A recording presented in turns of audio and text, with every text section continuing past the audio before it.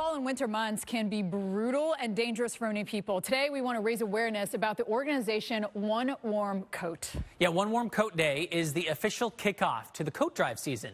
This is the time to collect coats for people in need in your community or find a local coat drive to donate to. Meteorologist Paul Goodlow is going to give us the 411. Woo! The cold. Those wind chills. Bitter cold coming in and snowy months are just ahead. We are in it, knee deep. You can't even see where the sidewalk begins. And we know the value of a warm coat. Temperatures this morning were in the teens. So it's important to help those in need. One way is by holding a coat drive, and the nonprofit One Warm Coat will help. Go onto our website and register to host a coat drive. And that coat drive can be anywhere from your neighborhood, your place of worship, your children's school, your place of employment. It's easy and free to register a coat drive. And then those coats are distributed through a network of close to 1,000 nonprofit partners across all 50 states. Since 1992, One Warm Coat has helped organize 40,000 drives, and all coats donated stay in the community where they're collected. Because of the pandemic, the need is even greater than ever this year. The demand from our nonprofit partner agencies for coats to distribute to their clients is higher than we've ever seen before.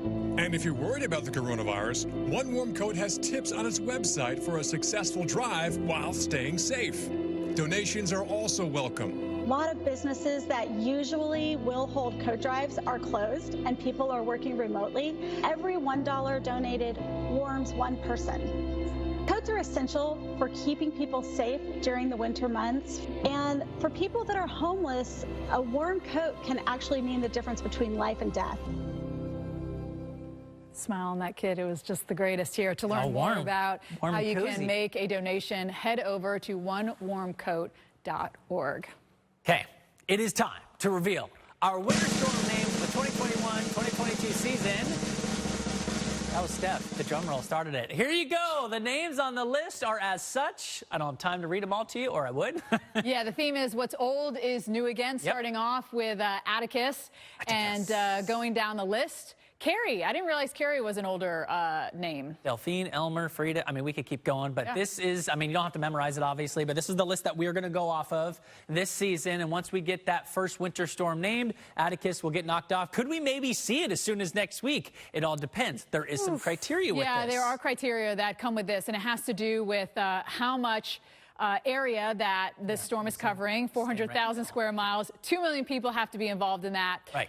And expect to be under a winter storm warning. Yeah, so, you know, if it moves over a specific city that has that population, we can get it named. Even if the territory, you know, is pretty broad, it's got to meet all that criteria in order to get the naming category, naming criteria.